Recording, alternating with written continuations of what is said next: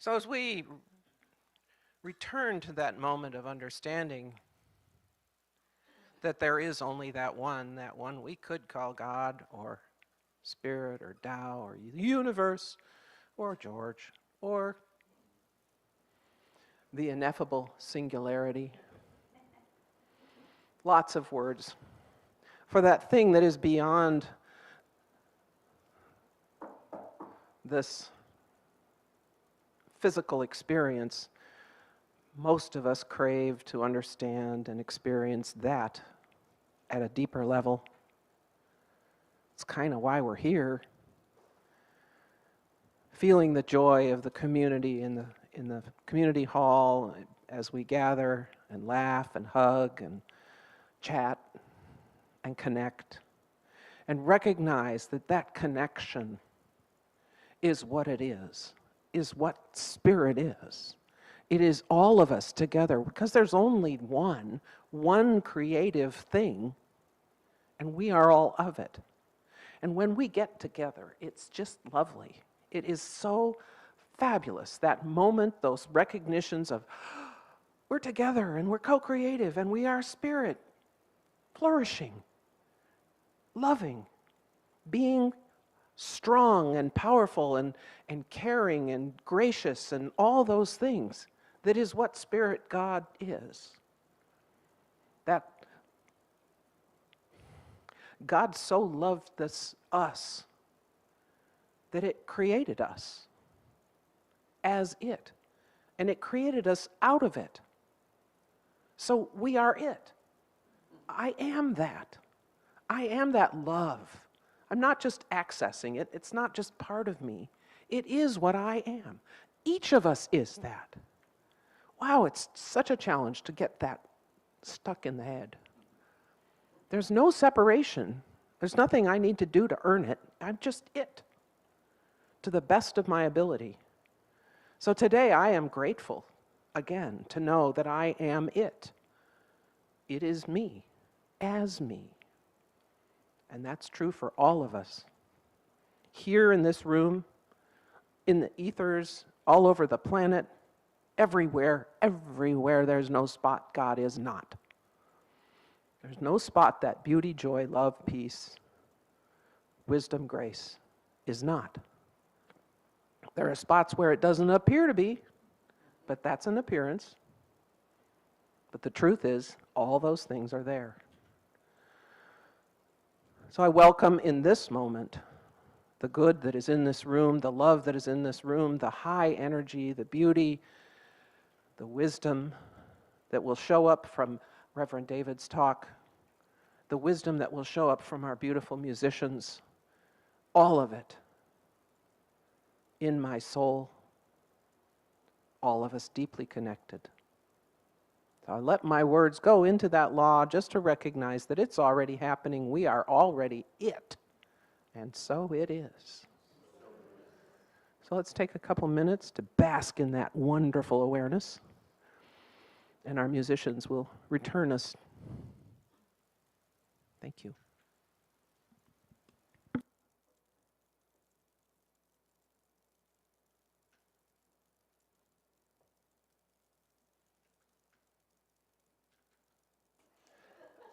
So we've been working this whole year on kind of building a foundation in our consciousness. And so, as you know, we spent the first 3 months kind of looking at our the revolutionary agreements, the 12 agreements. By the way, the poster arrived in our mailing box on Thursday. 5 weeks from Hawaii to get to here. Yes. So, but anyway, so we'll have that posted. And then this month we're working on the first four chapters of the Science of Mind textbook, the kind of the foundation of what we believe and what we teach. And so today is the fourth of those chapters. Next week, starting and next month, we're going to be looking at a few core concepts. We're going to take some of this out and kind of chunk it down a little bit, and get a little more jiggy with it, if you will, right? A little more in depth with it. But today is the chapter 4 is how to use it. We've been looking at what it is, how it works, what it does, and now it's how do we use it? And so the first thing that Ernest Holmes says in this chapter is one of the great difficulties in the new order of thought is that we are likely to indulge in too much theory and too little practice. We only know as much as we can prove by actual demonstration. So the key to this, how to use it, is to use it. Yes? To use it. You know, this afternoon I'm doing a workshop, and there's a metaphor that's in that workshop of us being like a person who's standing out in a field, and it's pouring down rain, and it's cold, and you know, you're getting soaking wet, and you're suffering, and somebody walks by and points out, you've got an umbrella in your hand. You say, wow, I have an umbrella in my hand. And we just stand there with the umbrella in my hand, getting soaking wet and colder and more suffering, yes? Until we learn how to put up the umbrella, we never experience the results that comes from that. So we have to do more than just know about the truth. We have to do more than just believe. We have to believe the truth. Believe it. So we must use it for it to have any effect on our lives. The next quote that I have from Ernest is that it's easy enough to rush about shouting, there are no sick people. Now, sickness doesn't exist in consciousness, it doesn't exist in the world. He says, but that will never actually heal those who appear to be sick. It's easy to proclaim that there are no needy. Anyone can say this, whether wise or otherwise. I love that little phrase of his, whether wise or otherwise. If we are to prove such statements to be facts in our experience, we shall be compelled to do more than announce a principle, no matter how true it may be. And so just knowing it, just knowing about it, doesn't do anything for us other than just, oh yeah, I got an umbrella. So remember that the great power, the great wisdom, the great love, the great life that the infinite is constantly fully present, and it must flow through us in order to manifest for us. It has to come through. I have to be an open channel. I have to say yes to that love, to that infinite good. My own metaphor that I like to use is that it's like having a Ferrari car. You know, I'm a car guy, you know, so what can I say? It's like having a Ferrari that we leave sitting in our garage while we drive around in an old junker that rattles and leaks. It's too small for us. It breaks down every once in a while. But hey, we have a Ferrari in our garage. We have this potential. Or maybe once in a big while we take the Ferrari out to run to the grocery store at 25 miles an hour to get a carton of milk. Right? Never getting out of first gear. It has 6. Some of the ones today have even more. We never take it out to experience what's it like to live, to go at 180 miles an hour down the road of life. Yes? I like that live. Pardon me? Yes. I'm talking about the road of life, and there are no handcuffs or speed limits on the road of life. Okay? There are no police saying you shouldn't go this fast. So we have this infinite presence, we have this infinite power, we have this flat-out, full expression of life, of love, of light, of power, of peace, of beauty and joy, opulently expressing, unlimitedly expressing. You know, we even use the term abundance, and God doesn't even know abundance because it doesn't know non-abundance. It just is being itself fully. Breathe. Feel that in your heart. Feel that in your Donqian in the center right here. And it's always and everywhere available to us, always and everywhere. To truly use it, we must give it clear, conscious direction. Again, it's like, I may know that I have an umbrella, but until I actually pull it up and use it, it doesn't do anything for me. This infinite presence, this law, as we call it, will respond to our direction. And our direction needs to come from a willingness to let the spirit of life, the love of life. That's why Brent talked in the song about love, is because that is the nature of the divine. We let love guide us. We let wisdom guide us. We let that spirit guide us as in the direction that we want to go. To guide us in the right use of the law. And this is wisdom. Ernest says, and this is a section that's in all caps in the book, he says, insofar as our thought is in accord with this perfect law, it will accomplish, and nothing can hinder it. When we stand in alignment with what's the highest truth that I can know about any situation, any circumstance, anywhere, within my body, within my affairs, within the world itself, nothing can hinder that thought. Nothing can hinder the flow of that divine life. When we understand that, when we encounter a discordant situation, how many have encountered discordant situations at some point in your life? Not anymore, but a long time ago, right? It's the result of a thought. It's the result of a thought. It's a creation, and it is fluid and changeable. And when we recognize that, we will stop giving power to the outer circumstance, to the false gods of outer appearances.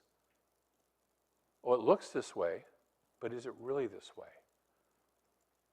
I was sitting in meditation this morning, and I had this moment of thinking about aging. And I suddenly realized God doesn't age. God doesn't get old. The infinite presence doesn't do anything like that, yes? It's an idea that I have, it's a belief that I have in my own mind. And the more I empower that belief in my own mind, then it must outpicture in my life, yes? Guess what I'm giving up for Lent? Lent's starting today. Right? So when we realize that anything that we experience is created by a thought, and thought is fluid and changeable, we will stop giving it power and know that life is a fluid process. Everything is in change. Have you noticed? Everything is in change. And sometimes we cling to the past. We go, I wish that hadn't changed. But it's changing anyways. Ernest uses the phrase that life is forever taking form and forever deserting the form it has taken. It's coming into form, it's going back out of form so that something new can be formed. We're in a process of continual movement. It's only when we get attached to one aspect of it, when we get attached to a certain form of that life, that we get stuck. Breathe.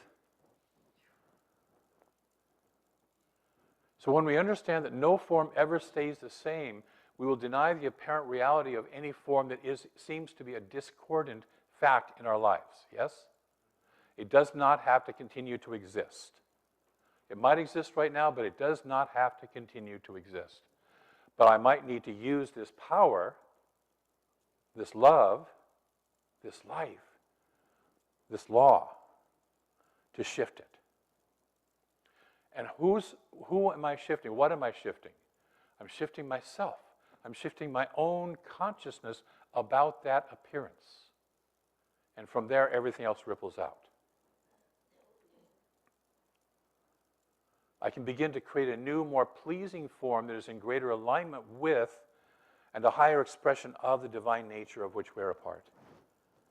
Ernest says a practitioner, and this is not a licensed practitioner, this is somebody who is practicing this teaching. By the way, at some level, everybody is practicing this teaching, most of it unconsciously. We're constantly creating based on our thought. Most of the times, we're walking around kind of blind, bumping into things, unconsciously creating. But he's talking about being conscious with it. A practitioner uses thought definitely and for specific purposes. And the more definitely he or she uses the law, the more directly it will respond to him or her. It's not enough to say, oh, I don't want that in my life anymore. It's what do I want in my life? What do I want in my life? It's not enough to pull out the weeds that I don't want. It's enough to say it's more important to say, what's the plant that I want there instead? And plant that plant. At the highest level that we can understand. We don't want to sit there and go, I want to lose 50 pounds. Instead, we want to say, I want a vibrantly healthy body that serves me to experience life with joy and ease and fun in all sorts of ways. Because I can lose 50 pounds. I can get some disease that wastes me down to, 50 pounds less than what I was. That's not really what I had in mind. But the universe responds to, it just said, lose 50 pounds. I got a way to do that. So what I want is vibrant health, vibrant aliveness. What I want is loving relationship. What I want is the abundance, the financial abundance to express and myself fully and freely and enjoy life absolutely fully. More fully, yes? Fullier. Mo better, as they say in Hawaii. Okay? So that's what we're here doing. We're giving direction to the law. We're always giving direction to the law. We're just getting conscious and up-leveling the direction we give. Okay? Then the other quote is that while it is true that wrong conditions exist, they cannot remain unless there were someone to experience them. While it's true that wrong conditions exist, they would not remain unless there were someone to experience them. Consequently, the experience must be in consciousness.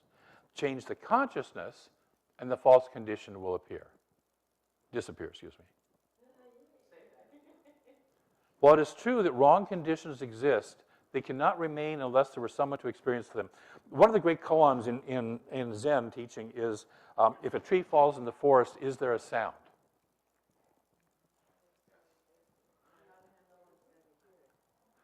And no one is there to hear it. Thank you. I forgot about that half of it. If a tree falls in the forest and no one is there to hear it, is there a sound? And the way to do that is to step back and say, wait, who defines sound? I define sound. So a tree falls, waves of energy happen. We give the label that some of those waves are sound energy, and I might have an ability, an eardrum that vibrates with that, and so I label that as sound. But the tree falls, the energy wave goes out, period. I interpret it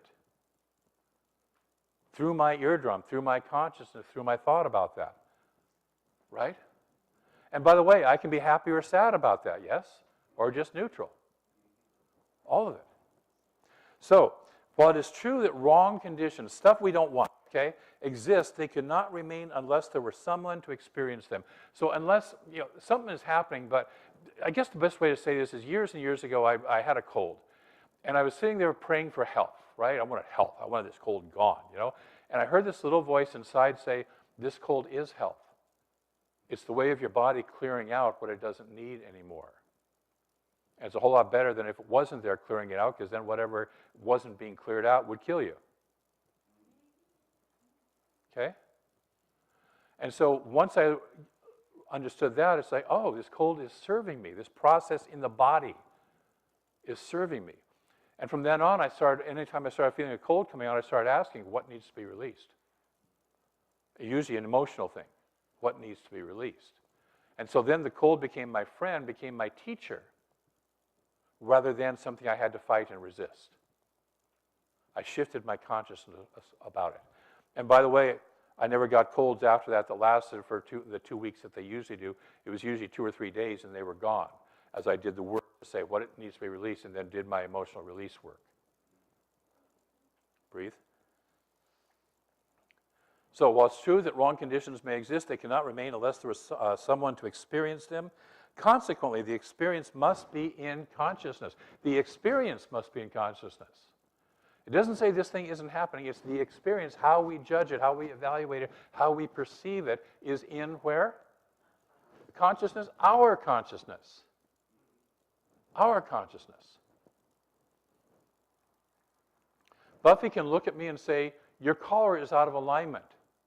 And I can take that as a judgment of, oh my God, I'm no good, I'm worthless, I don't do anything right, and she's so critical of me, and like that. Or I can just simply say, oh, thank you, I want to be in alignment, and so thank you for that.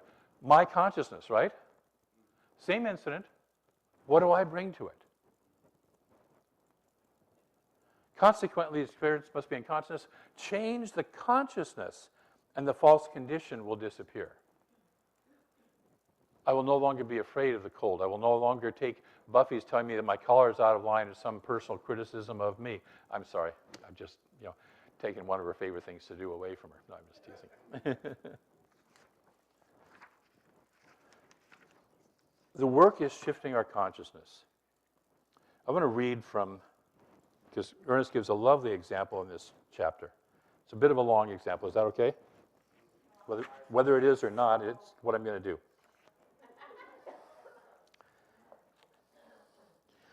So he says, let us analyze this. One finds himself impoverished. He wishes to change this condition. He knows that it is not to the accord of, in accord with ultimate reality, that the Spirit imposes no limitations. Therefore, he knows that his apparent limited condition has no real law to support it. It is simply an experience of consciousness. He wishes a definite result in the opposite direction. Can we relate? Okay. Whether it's impoverishment of money or health or whatever, right? First, he realizes that the law of life is a law of liberty, of freedom. He now states that this law of liberty is flowing through him and into all his affairs. But the image of his limitation persists. There is a definite contradiction of his statements of freedom. Right here, he must stop and declare that these images of limitation are neither person, place, nor thing, that they have no power, personality, nor presence, and no real law to support them.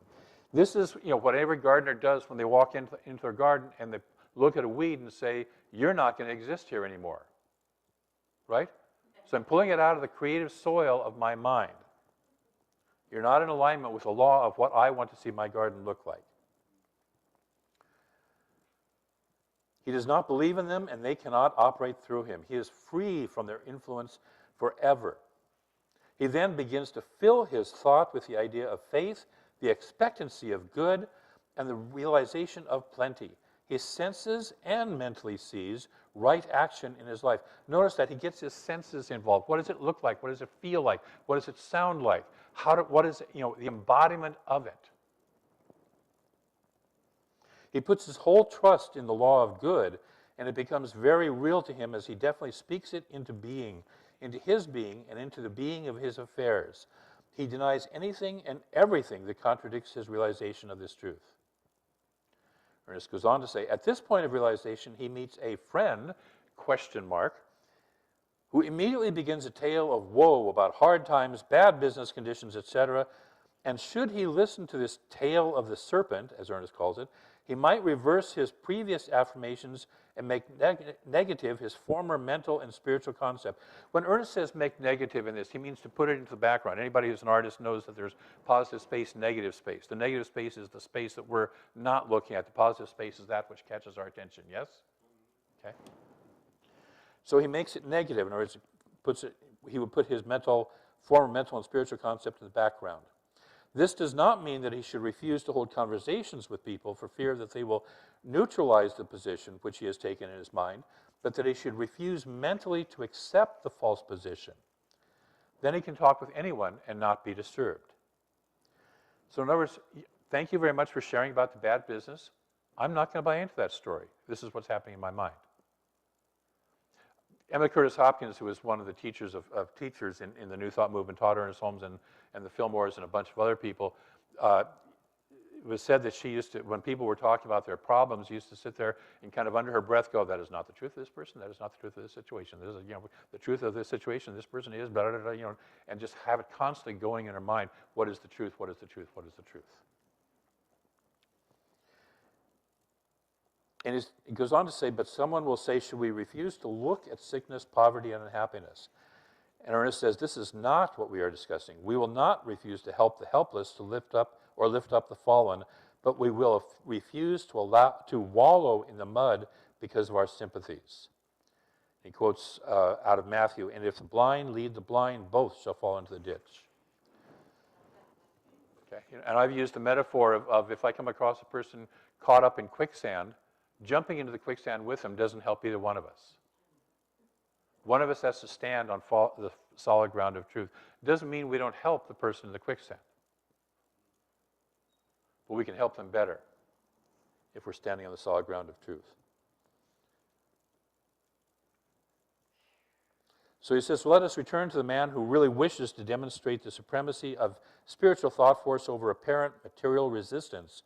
Let us put his treatment in the first person impersonating him for the purpose of clarity. And so the treatment goes, I am a center of the divine mind. You can take this as your own, by the way, if you want to. Yeah. I am a center in the divine mind, a point of God-conscious life, truth, and action. My affairs are divinely guided and guarded into right action, into correct results. Everything I do, say, or think is stimulated by the truth.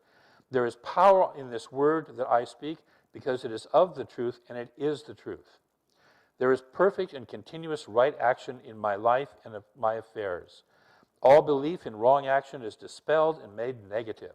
Right action alone has power, and right action is power, and power is God, the living Spirit Almighty. This Spirit animates everything that I do, say, or think. Ideas come to me daily, and these ideas are divine ideas. They direct me and sustain me without effort. I am continuously directed. I am compelled to do the right thing at the right time, to say the right word at the right time, to follow the right course at all times. All suggestions of age, poverty, limitation, or unhappiness is uprooted from my mind and cannot gain entrance to my thought. I am happy, well, and filled with perfect life. I live in the spirit of truth and am conscious that the spirit of truth lives in me. My word is the law unto its own manifestation and will bring to me or cause me to be brought to its fulfillment. There is no unbelief, no doubt, no uncertainty. I know, and I know that I know. Let every thought of doubt vanish from my mind, that I may know the truth, and the truth may make me free. So it is. If you want that, by the way, it's in chapter 4 of the Science Mind textbook, page 56. So truth is instantaneous in its demonstration. Truth is always present. It's right here, right now, present. Whatever the highest truth is you can know, it's right here, right now, fully present. Yes? Peace in the world is present right now. It's available. Our health, and you can sit there and you can believe in the appearance, or you can believe in the truth, capital T truth, that peace is available. Because if it's not available, then it's never available. If the infinite presence is peace, then it's always available. As Buffy said, there's no spot where God is not. I think you said that. Okay? So that presence is true. The truth is instantaneous in its demonstration. It takes only as much time as is necessary for it to show up in form. So there may be stuff that has to rearrange and be dealt with, but it takes only that much time. There's no process of healing, but generally there's a process in healing, which is the time and effort for us to really realize the truth we have declared. In other words, for us to get it. Yes? Yes? Okay. So we need to take time daily. This is what Ernest says. We need to take time daily to meditate and treat no matter what contradictions may appear. And sometimes when we are reaching for something higher or more wonderful than we have ever known before, everything that has been in the way shows up so we can see it and heal it and get it on out of here, right? Yes, that happens. But it's not for the purpose of saying you're not going to get it. It's for the purpose of saying you're on your way. The junk is showing up. I've shared with you before that being a teaching assistant for foundation students back at CSL Seattle, and a student would get up in the first or second class and say, I want a new job. And in the sixth class, they'd stand up and go, I lost my job. And we, the TAs and practitioners, would be sitting in the back going, yeah, that's good. They weren't experiencing it as good, but we recognized it was movement. It was something was happening. Because I can't get a new job while I'm clinging to my old job. I can't get a loving relationship that I really want, the new loving relationship I really want, while I'm clinging to the way that my old relationship has been. That doesn't mean you have to dump the person. That means you have to dump the way it's been. The interaction, yes? Okay? So we can see what lies, what old untrue beliefs that we have been believing in, so we can turn and face them and say, you're not the highest truth of me, and you are no longer welcome here. You're out of here. Get thee behind me, Satan, as Jesus said, or get behind me, old stinking thinking thought. Yes? But sometimes we have to have that in our face. Yes, our old BS, our old belief system. We have to have it show up in our face, because if we don't, it's running under the surface and we don't know it. We don't know it. That, by the way, is what I think is collectively happening in the world. We're seeing some of the old BS showing up in form, and it's ugly. Yes? But it's on its way out. And so what we do is we stand in the highest and best truth we can know about the life in the world. So when we say to it, get behind me, then once again we affirm the highest truth we can about a situation, and this is consciously enacting the creative process, calling thought into form, knowing that as our thought is changed, our actions follow. As was said in the sample treatment, I am compelled to do and say the right thing. This is also what Paul referred to in Romans 12-2, when he said, don't imitate the way of the world, of this world, but be transformed by the renewing of your minds. This is not new, what we're talking about here. This is ancient wisdom. What we have is processes for changing your mind, yes? For renewing your mind. You know, it's one thing to say, yeah, go do this. It's kind of sometimes more helpful, at least for me, to say, and by the way, here's some ideas of how to do that, right? So renewing our minds is treatment, is visioning, is meditation, is hanging with people who have a higher consciousness than you, so you can catch up to that vibration and live in that. So it's kind of helpful when we're told to do this, and it's also to be given directions in how to open up that umbrella, yes? Okay? So it's important to remember that when we do a treatment, we are not putting power into the word, we are allowing the power of the law to flow through it. In other words, I'm not trying to make it happen. I don't have to effort at it. It's I open up to allow the power of the law, the power of the infinite presence, to move through it. We make it welcome. We allow it to happen through us. And it's our belief in the words that creates the results. This is the old, your faith has saved you. Jesus never said to anybody, hey, I'm so special, I healed you. Everybody he healed, he looked at him and said, your faith has saved you. Your faith has healed you. Your faith. Ernest points out very practically that if we doubt our ability to give an effective treatment, we should specifically treat ourselves to give an effective treatment, to remove this doubt. This stuff is really practical. If I'm not really sure what do I want, do a treatment for I'm clear on what I want. Just take the thing that's right in front of you. When we do treatment, we're to work with expectancy, not anxiety, with conviction, but not trying to force something to happen. And rather than driving or pushing, we accept and believe. And finally, we treat until we get results. Treatment may vary over time as we uncover our hidden beliefs, but we treat until we get perfect result, until we get the results. So the essence of this is to remember first, use it. Use it. You all have been taught to some degree, excepting maybe Abby's friend who's here for the first time, but even now you have some awareness that we have the power of our minds and the power of the ability to use it. Any of you who have gone through our classes and know spiritual mind treatment, you have a fabulous tool. Any of you who have gone through our classes and know visioning or meditation and listening to that inner presence, have a fabulous tool. Use it. It's a Ferrari. Take it out on the road. Go fast. Don't just know you have an umbrella. And then secondly, perfect belief is the beginning and ending of all good mental work. So what we're doing here is just getting myself to believe and believe and believe and getting those little chattery voices. I have those. Do you have those? That sit there and go, yeah, that one. Tell it to leave, move out. So this week, 2 practices. Number 1, use it. Take something in your life that you would love to see a new result in and start to work with the tools that you know you have and use it.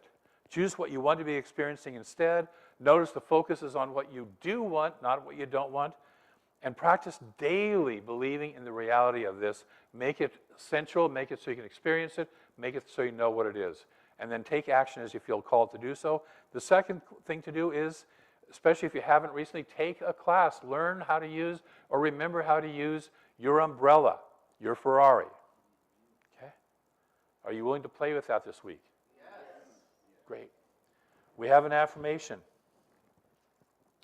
Say this with me. I use this wisdom. I stand in absolute faith that Spirit is working in, through, and as me now to express good beyond my wildest dreams. Take a breath, feel it, and say it again. I use this wisdom. I stand in absolute faith that Spirit is working in, through, and as me now to express good beyond my wildest dreams. And so it is. I just want to say, beyond my wildest dreams is what I'm hearing. Yes. Beyond my wildest dreams. I'm going to say it this way, beyond the wildest dreams that you can even dream. I remember reading recently somebody who said that God is not only greater than we think it is, God is greater than we can think it is. So there. We're going to sing about love some more, I bet, because God is love. Thank you.